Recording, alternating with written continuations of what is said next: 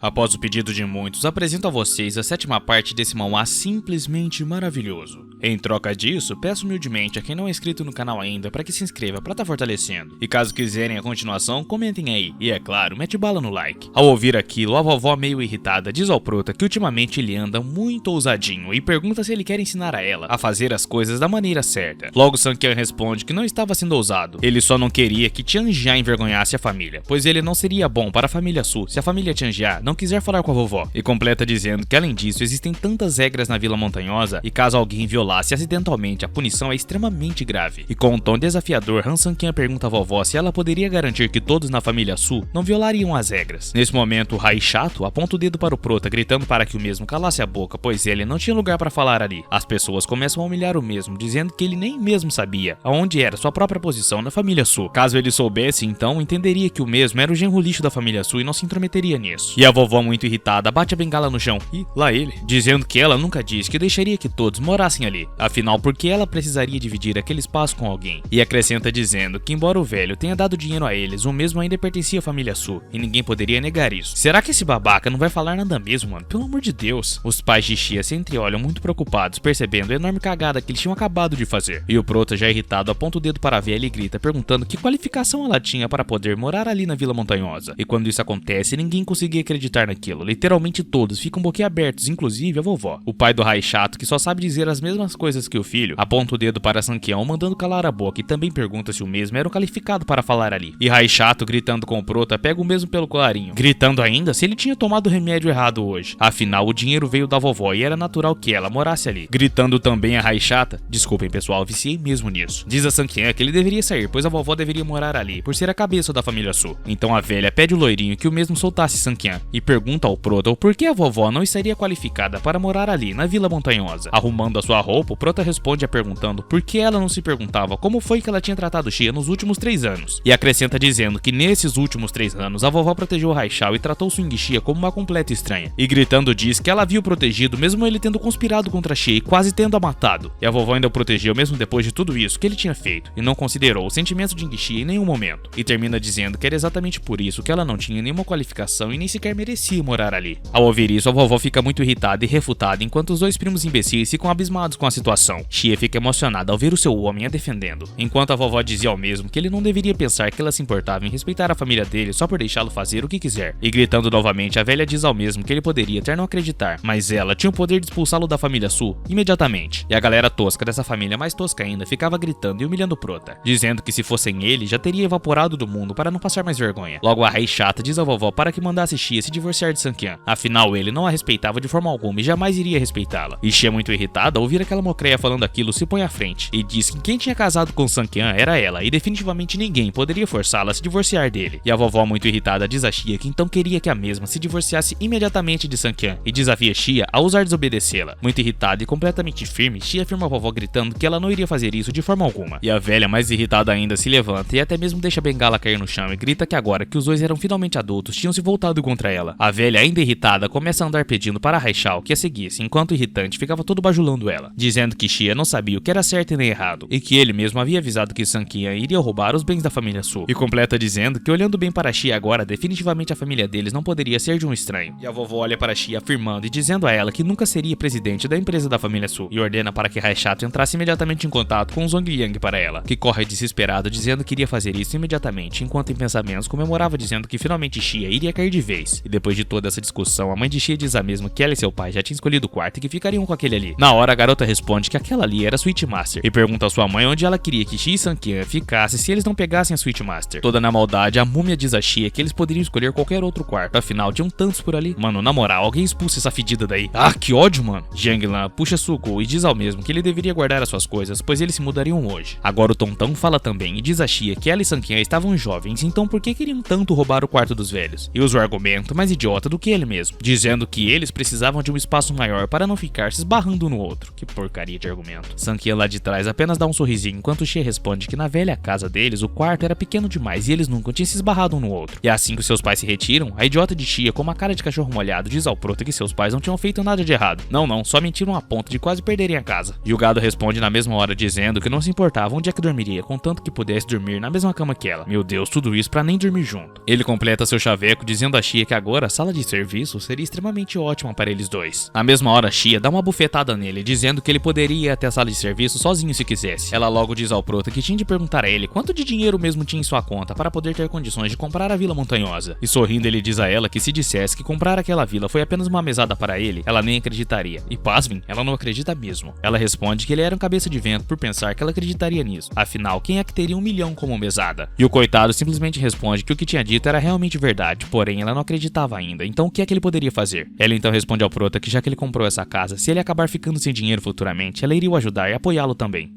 Sei. Todo apaixonadinho, o Prota agradece, dizendo que agora ela é a pessoa responsável pelo projeto Xingxi. Então ele contava com ela para que ela pudesse lhe alimentar. Ela diz que estava falando sério, e triste completa dizendo que ela sabe que sua avó definitivamente não deixaria tudo isso barato, então não sabia por quanto tempo essa posição iria durar. O Prota então responde para ela ficar de boa, pois independente do que acontecer, a empresa só trabalharia com ela, e a vovó nunca poderia tirar esse status dela. E no dia seguinte, a vovó dizia ao chefe Zong que era muito grata pelo mesmo tirar um tempo para os encontrar. Zong então responde que ela era tão educada que mesmo se ele não tivesse um tempo para vê-la, ele daria um jeito e pergunta mesmo por que ela estava o procurando. Na mesma hora, ela diz a Zong que queria discutir a respeito da cooperação deles e que acreditava que Xia era muito limitada, então tem medo de que isso acabasse atrasando o projeto Xingxi. Zong então responde que a habilidade de Xia realmente não era forte como ele pensou, mas ela tinha um aprendizado excelente e tem melhorado recentemente, sem contar que é uma pessoa extremamente responsável. A velhota então diz que Xia era realmente responsável e sempre fazia de tudo que podia. Porém, as habilidades humanas são limitadas, e não importa o quanto Xia aprenda, ainda assim teria limites existentes. E na maldade, a vovó diz que para melhorar a cooperação, adoraria mudar a encarregada. Raichato então diz que embora ele não tenha participado desse projeto, conhecia muito bem as questões específicas do mesmo, e poderia se conectar com isso perfeitamente. E diz também que na família Su ele tem direitos mais elevados e também um entendimento muito mais profundo. Por isso ele seria melhor que Xia, então Zong não deveria se preocupar com alguns problemas. Batendo os dedos na mesa, Zong responde que então queria dizer que Xia tem pouco poder na empresa e não pode tomar a decisão final, e pede para que Raichato se levantasse. Ele completa dizendo que pensou que Xia pudesse falar pela família Su, mas não esperava que ela não tivesse direitos e por isso iria rever a respeito da cooperação com a família Su. É claro que de primeira mão Raichao não tinha entendido, e a vovó pergunta a Zong o que é que ele queria dizer com aquilo. Ele diz aos dois bocós que ele precisava dizer a verdade, não importava onde o projeto esteja, a empresa não mudaria a pessoa encarregada nunca. E isso definitivamente era uma ordem direta de seu chefe, que disse que não iria mudar a pessoa encarregada pelo projeto. E a velha assustada tenta voltar atrás, dizendo que não quis dizer aquilo, ela só estava preocupada com a falta de habilidade de Xia, e que Zong não deveria pensar em procurar outro fornecedor nunca. Irritado, Zong responde à vovó que não deixaria que ela colocasse a empresa dele e o chefe também nos nós dela, e pergunta também qual é o ponto de ter uma cooperação entre a empresa dele e a família Su. Apontando o dedo para Raichato, Zong diz à velha que ela queria mudar a pessoa responsável por Raichao de novo, porém ele tinha investigado os antecedentes de sua Raichao, e o Raichato fica assustado ao ouvir que Zong grita que ele não passava de um garoto patético e idiota. E na hora a vovó se grita gritando para o idiota porque o mesmo não estava se desculpando com o gerente Zong. Ele se ajoelha no chão batendo a sua cabeça e gritava a Zong pedindo desculpas pelo ocorrido, e que se ele desse outra chance à família Su, definitivamente eles não iam tentar mudar a pessoa encarregada nunca mais. Zong então responde perguntando o que é que ele ganharia mudando de ideia. Afinal, Xia não respondia pela empresa e isso estava atrasando demais a operação. Vovó então grita dizendo a ele que não precisava se preocupar, pois ela daria todos os direitos a Xia, e que ela poderia fazer qualquer decisão em relação ao projeto a partir de agora, e então não precisaria consultar ninguém, nem mesmo ela. Ele se retira dizendo que tudo isso era inútil, afinal somente o chefe dele poderia decidir isso, e pede para que eles fossem embora dali imediatamente. Completamente em choque, Raichato pergunta à vovó o que eles deveriam fazer agora. Afinal, se a cooperação fosse interrompida, seria o fim da empresa da família Su. A velha grita dizendo que tudo que eles poderiam fazer agora era pedir para Xia tentar resolver esse problema, e que se Raichato não pudesse parar de ser um idiota e aprender a negociar, então ele deveria esquecer a presidência da empresa. Zong chega até o Prota, que estava ali em cima com um sorrisinho, e pergunta ao gerente como foi que os dois idiotas reagiram. Zong diz que Raichao se ajoelhou e implorou por misericórdia, e a velha decidiu dar todos os direitos para Xia. E debochando, com um tom surpreso, Sanqian responde que era uma pena que aquela velha chata não se ajoelhou também. Então completa ordenando a Zong que agora em diante ele deveria dedicar um tempo para mostrar à família Su como Xia realmente era importante. E mais tarde, no edifício da família Su, o pau tava comendo solto. Um deles dizia à vovó que a cooperação era muito importante e Xia tinha feito um bom trabalho, e termina perguntando à vovó por que ela deixou que Raichao se intrometesse. Uma mulher também pergunta à vovó por que ela não discutiu isso com todos eles antes, pois a resposta de Zong da última vez tinha sido bem óbvia para todos eles. Toda preocupada, a vovó resmunga que ela não tinha pensado direito nesse assunto, e agora tudo que podia fazer era esperar a resposta de Xia. Nesse momento, a mesma entra na sala de reunião da família Su, toda cabisbaixa, e a vovó logo corre perguntar à garota como as coisas tinham ido. O pessoal logo diz para perguntar também se tinha dado tudo certo, e o gerente decidiu continuar cooperando com eles. Xia então responde a eles que tentou ligar para Zong diversas vezes e também foi para a empresa novamente. Porém, Zong não atendeu às suas ligações e nem ao menos quis vê-la. A vovó irritada pergunta gritando por quê, e diz que isso era porque Xia não tinha dado seu melhor, ou não tinha mostrado sinceridade no que falava. Xia joga sua maleta no chão e diz que ligou para Zong incontáveis vezes vezes, e ele recusou atendê-la. E também esperou 1 hora para vê-la e finalmente foi expulsa da empresa Águas Fracas. E completa dizendo que agora a vovó estava dizendo que ela não tinha dado seu melhor e nem foi sincera. E termina sua frase que isso na verdade era culpa dela e de Raichao, então eles poderiam resolver isso por conta própria. Toma, véia capenguenta. E novamente toda a família Su, inclusive a vovó, ficam boquiabertos ao ouvir isso de Xia. A vovó dá uma baixada na bola e diz a Xia que a mesma precisava pensar em um jeito, pois agora a vida e a morte da família Su dependiam dela. A garota, muito irritada, diz à vovó que ela também era da família Su, então definitivamente ela faria o seu melhor para manter a família no topo. A velha nojenta completa dizendo que se Xia salvar a família dessa vez, então ela se tornará totalmente responsável pelo projeto Xingxi, e diz que todos eles obedecerão às ordens de Xia. E todos ali, Raichao e também o nojento de seu pai, dizem que não tinha nenhuma objeção quanto a isso e só esperavam que Xia pudesse resolver isso quanto antes. Vai, otário. Porém, mais tarde, já em sua casa, o fracassado que se acha incrível diz que de jeito nenhum aceitaria isso e que ele mesmo iria pensar em um jeito de sair dessa situação. O pai dele acrescenta que Xia não só morava na Vila Montanhosa, como também controlaria toda a empresa e isso era extremamente chato. Com isso, o Raichato pede ajuda a seu pai para encontrar uma solução, pois ele deveria recuperar os seus direitos. E além disso, eles seriam pessoas com pouca voz perante Xia. Seu pai então responde que não tinha ido até ali para ajudá-lo com uma solução, tinha ido apenas para lembrá-lo de que ele não devia causar nenhuma confusão durante esse tempo. E completa perguntando se Raichao pensou sobre as consequências se ele causar algum problema para Xia no caso de cooperação, pois se a família Su falir, então todos eles iriam de ralo. Enquanto o loirinho irritante estava refutado e dizendo que não poderia aceitar isso, a prima insuportável chega dizendo ao mesmo que definitivamente tinha outro jeito. Raichao então pergunta à garota se ela tinha alguma solução e a mesma responde que sim. A pessoa que deu a ela o presente de noiva, se Raichao ajudasse ela a encontrá-lo, o mesmo poderia mudar o status da família Su. Afinal, se uma pessoa mais poderosa puder cooperar com os negócios da família, não precisarão mais estar sujeito a problemas com a empresa Água Fraca. Na hora ele responde que esse realmente era o único jeito. Enquanto refletia que entre as mulheres mais jovens da família Su, Xia era a única que se casou, o que significava então que o presente era para as outras mulheres. Então responde a garota que deixaria outras pessoas pesquisassem mais a fundo a respeito desse assunto. Em pensamentos ele pensava que mesmo que a pessoa misteriosa não valorizasse Su Yihan, desde que ele esteja disposto a investir na família, tava de boa. Então ele poderia ficar acima de Xia e a mesma não ficaria com toda a glória. E quando Xia entra no carro do Prota, o mesmo pergunta a ela quem da família Su tinha deixado sua pobre Xia triste de novo. Triste, ela responde que a vovó e o Raichato fizeram cagada novamente e acabaram ofendendo o irmão Zong. E agora ele não atendia mais as suas ligações e nem queria vir. Por isso a cooperação estava muito atrasada. O Elon Musk responde que isso era realmente problemático, pois o seu antigo colega de classe estava fora da cidade, então ele não tinha mais como contactá-lo. Preocupada, Xia pergunta ao Prota se o mesmo poderia ajudá-la, mas na hora Sanqian responde que isso na verdade seria um pouco difícil. A interesseira da XJ6 responde que se ele conseguisse ajudar ela, então a mesma deixaria que ele dormisse na mesma cama do que ela. Ele freia bruscamente na hora e todo apaixonado diz a Xia que definitivamente ajudaria ela, como se dar uma casa já não fosse mérito o suficiente. Ela dá um croques no Prota e pergunta quanto ao que ele tinha dito sobre seu antigo colega de classe estar fora da cidade. E afinal, por que Sanqian mudou de ideia de repente? Todo sorridente ele responde que isso era óbvio, pois era claro que ele também tinha de trabalhar duro para resolver os problemas de sua esposa também. Emburrada, ela diz ao Prota que o mesmo tinha feito isso de propósito, apenas para deixá-la completamente envergonhada. Quando eles chegam em casa, tem uma surpresa um tanto quanto desagradável. Era um monte de vaso barato que a velha se gabava perguntando se eles não achavam que a casa estava bem melhor agora. E tudo isso graças ao gosto requintado dela. Xia pergunta à velhota onde é que ela tinha conseguido todos aqueles trapos. E a mesma pergunta do que Xia estava falando, pois ela tinha comprado tudo com seu próprio dinheiro.